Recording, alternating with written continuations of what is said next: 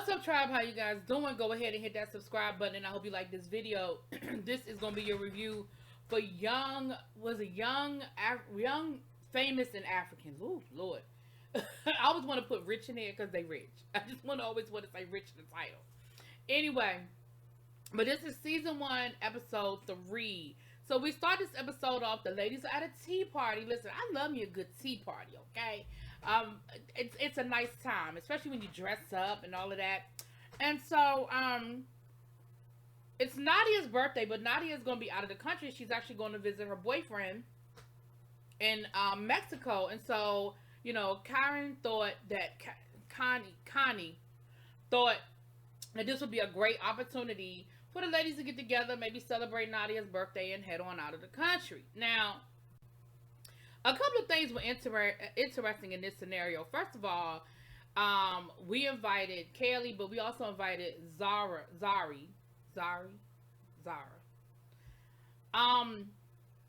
And Connie was kind of like, well, I thought it would be great because, they're friends, or they're getting to be friends, or they're getting to know.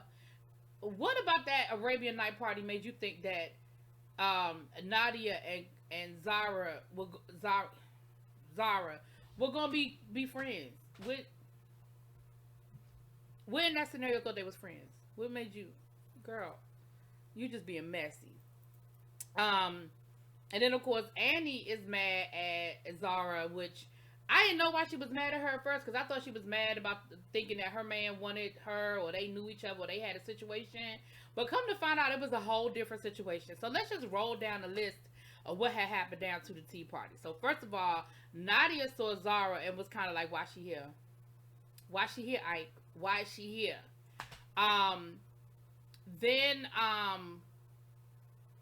So Kaylee was actually being messy in this moment, because come to find out, Kelly is mad at Quentin because Kelly don't like Diamond, because Diamond is a player. And she really didn't like how the situation went down at the party, where you got Nadia there, who he was trying to get to know, and then you have his ex walk in, who immediately he treated her as if Nadia wasn't there the rest of the night. And so Kelly starts talking about how her and Quentin have been arguing, and Connie was like, I don't like that. Me and Quentin are really good friends, and we're like brother and sister, and I don't like to see that they're arguing. I don't like that. So then they're going to say, well, what were y'all arguing about? Now, Kelly, here was where all you had to say was, couple stuff. You said that at first, but then you let them push you. So then you said, well, I don't know. I don't like him hanging around Diamond. All you had to say was, because Diamond is a player, and I got some trust issues. That's it. That's all. Because all of that is valid. And Zara would know that. Because, hell, she had a whole thing last episode about how he did this and he dogged that, da-da-da-da. So that would have been fine. And I feel like everybody would have been like, oh, we get it, and would have moved on. Oh, but no.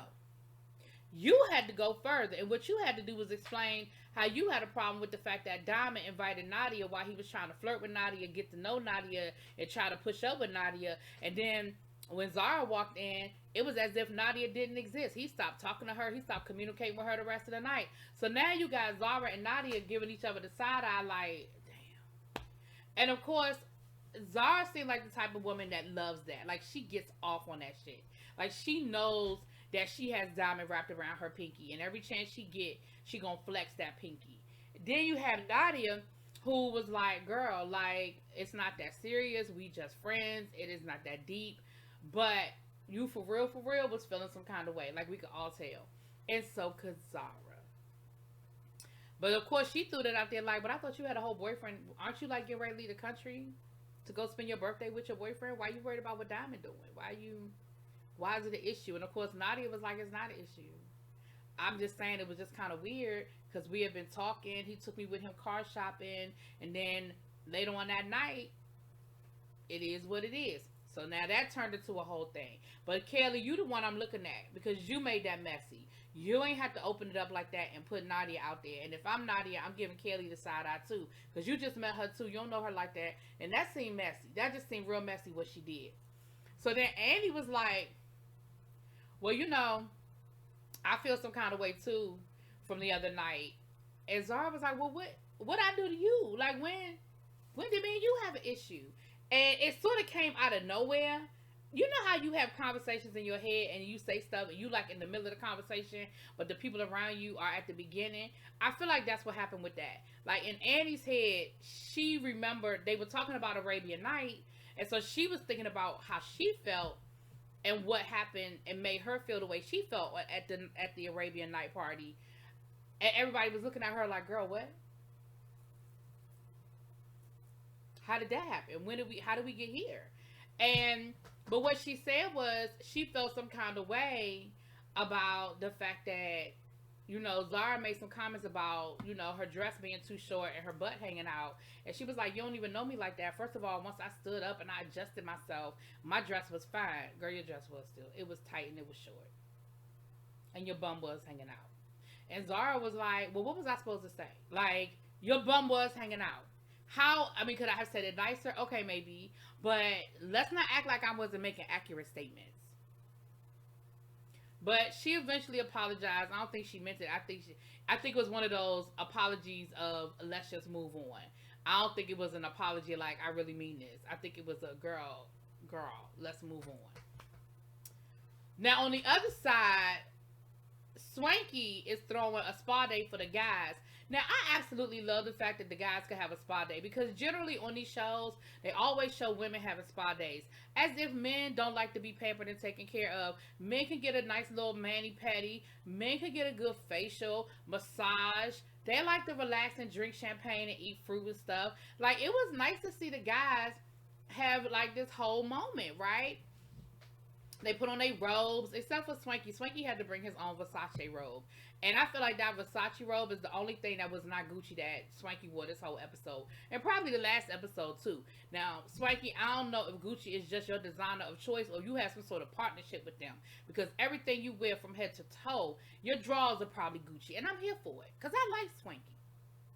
I like him. I like his style. I don't always like how he styled Annie. But let me be clear and say I don't know what she wears that he has styled and what she wears that she has put on herself, because she is his stylist, but that doesn't mean that every single outfit came from him. I did like the dress that Annie wore to the tea.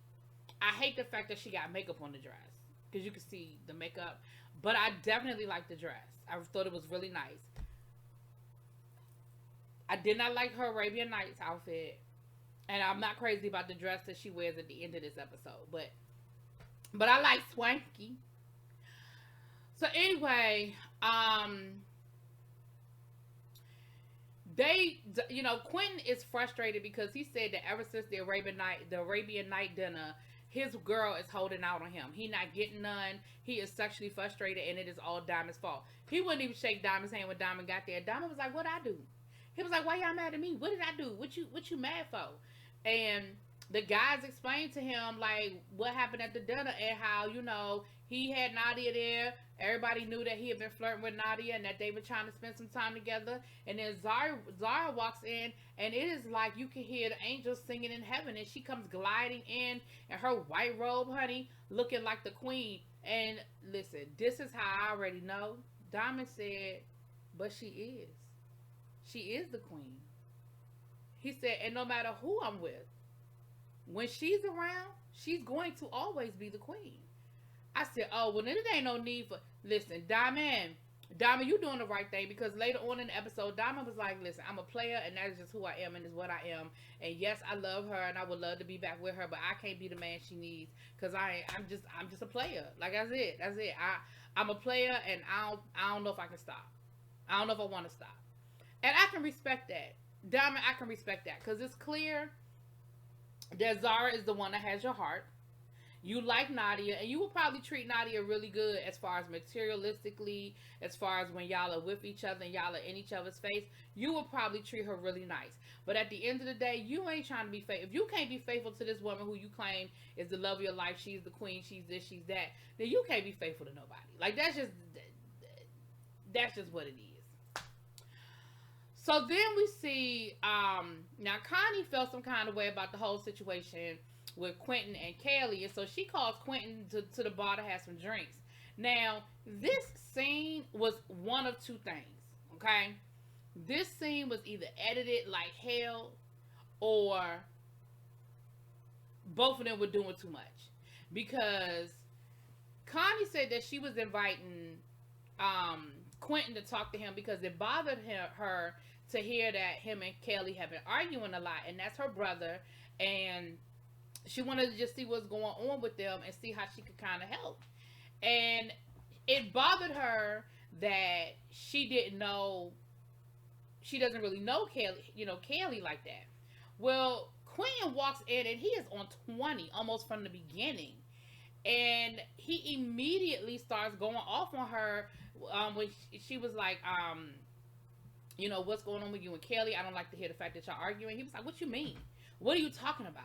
Like, I ain't know this new guy that you with, and how do you just you just introduce him? She was like, we were at a ball. Like, that was a proper way for me to introduce him to my friends. And he was like, Now, what I gathered from this conversation, because they went back and forth, and they were both on 20, and by the end of the conversation, Connie was crying, and she walked out of there very upset. But I think a lot of that was acting. But what it sounds to me is that they are friends, and that Connie gets herself into these situations with these men. She gets all hot and bothered and worked up, and then when the relationship doesn't work out, she goes and cries on his shoulder. And it sounds like he's tired of it.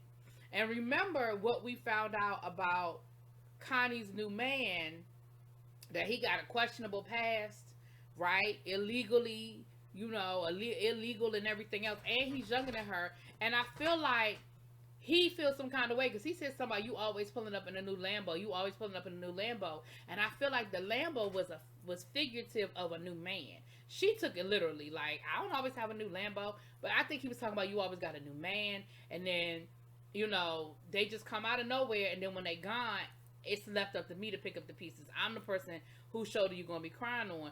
So don't come to me talking to me about my relationship and questioning what's going on with me and my girl when you got a whole situation going on over there. And he was, like I said, I felt like he was a little rude, but I feel like that's how Quentin is. Because Quentin was a little harsh with Diamond. So then next thing you know, Connie starts crying. She's all upset. And she was like, I just can't believe you talking to me like this. I can't believe you telling me, you coming at me like this. And then she says, well, let's just go to some therapy. Would you go to couples therapy? That way you can get to know my man better. I can get to know, Kelly better. And maybe the group therapy, it'll help both of us. It'll help us all, it'll help all of us in our relationships. And I don't ever remember hearing him say he would do it. But next thing you know, him and his girl are on their way to couples therapy with Connie and her man, and they get there. Quentin already don't want to go. Let's be clear. Quentin has no interest in going to this damn therapy session, but he goes. They get there, and Connie is there without her man, and she has the nerve to say, "Well, he didn't want to come after I went home last night, upset. He didn't like it, so he doesn't want to talk to you." Stop playing. That was a whole setup. You set that thing up from the beginning so that Kaylee and Quentin could have a therapy session from the word go. Now, what it sounds like is that Kaylee and Quentin, I really didn't hear nothing extreme in their relationship. I mean, the one thing I would say is that he ain't ready to get married. And I don't know if Kaylee know he ain't ready to get married, but okay. But it sounds like they're dealing with the same stuff that people deal with in relationships. But everybody wants to be heard, but nobody wants to listen. They got some communication issues. He said, the other morning, I asked her to make me some oatmeal. She made the oatmeal the way she likes it instead of the way I like it. And her response was, but I'm trying to help him eat better.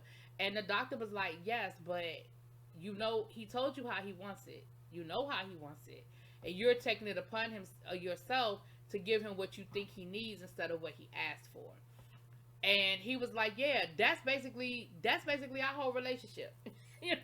She always just trying to dictate to me what I need instead of helping me with what I want.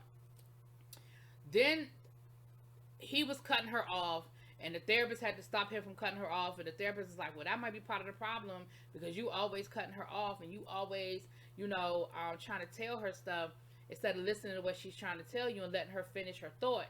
And then on the flip side, she cut him off, and the therapist was like, well, y'all do it to each other. So I don't know we accomplished anything, but we did have a therapy session, child. Now, again, I don't know if the therapy session did any good. Okay. Now we have Miss Annie, and Annie is missing her family. Now this is what I'm not clear about. I'm not clear if Annie is in Johannesburg to film this show, or if Annie is in Johannesburg doing other work, because she did say she's done acting, she's been in movies and stuff. Is she there doing another show or doing another project, and this is like something else? But either way, she's working. She's working, and she's missing her family. We see her FaceTiming with her husband and all of that good stuff, and she misses him so much. And again, she talks a little bit about what happened in their marriage. And what we find out is that he got both these women pregnant at the same time. So he was having two illegitimate children at the same time. And she was like, yeah, he made a mistake, but damn, you made two mistakes at the same time. You did the same thing twice. Like, and of course she was upset, and, we got very emotional when she was telling her story and talking about it, but they worked through it, and she said now those children are her children, and they have their family, and they're in a better place. Now, I do believe that they're in a better place, because anytime you're going to take on those children and claim those children, you are definitely in a better place. But there's still a lot of hurt there, because those tears, every time you talk about it, baby, that's still a lot of hurt.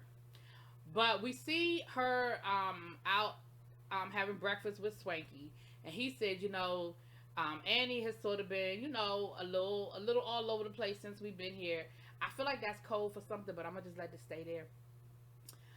He said, but I do have a surprise for her, So they're sitting poolside having breakfast, and all of a sudden, baby, she had this badass green crocodile Hermes bag, baby.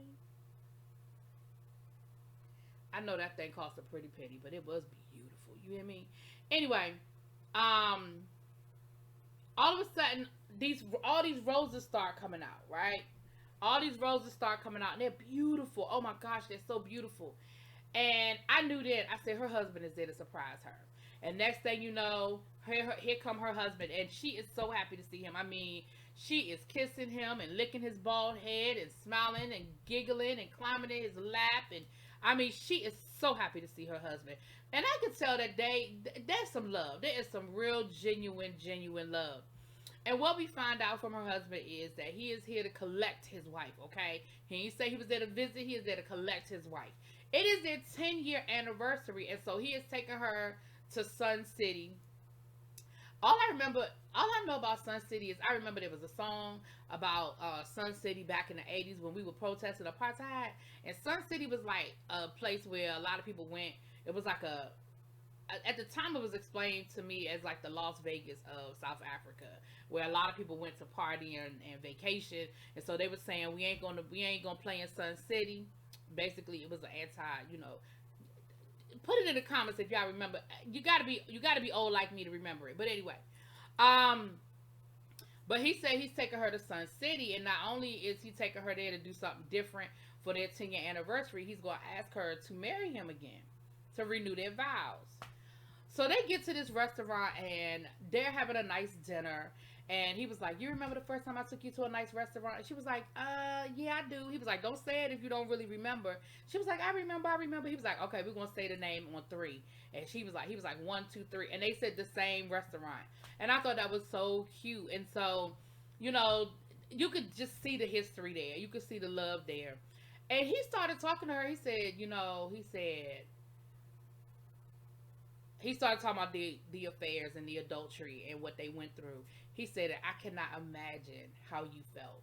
I cannot imagine what you went through.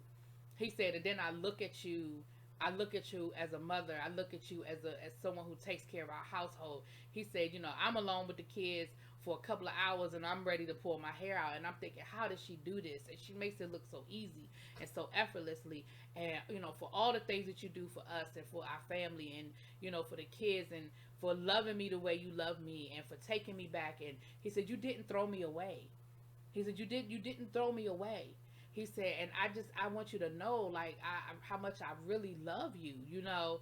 And then he had a picture of their wedding from when they got married the first time, and then he gave her another ring, and he asked her to marry him again, and she, of course, she said yes, and she was like, you know, I really love him, and I just thought, listen, I know a lot of times for a lot of people, adultery is a deal breaker, and for most people, that would have been a deal breaker. I mean, two outside kids at the same damn time. But when you fast forward, and I think that it's true. Like, I think they really truly love each other. Like, I think it's really genuine, and I was here for it. I mean, against all odds, like, I was ready to not like this man. I was ready for him to show up and be an asshole or be a jerk. But I mean, I'm only in episode 3, but it's only 6 episodes, so you know. But he really, really, I was here for it. I was here for it. Anyway, y'all let me know what y'all think. Drop it in the comments. Peace.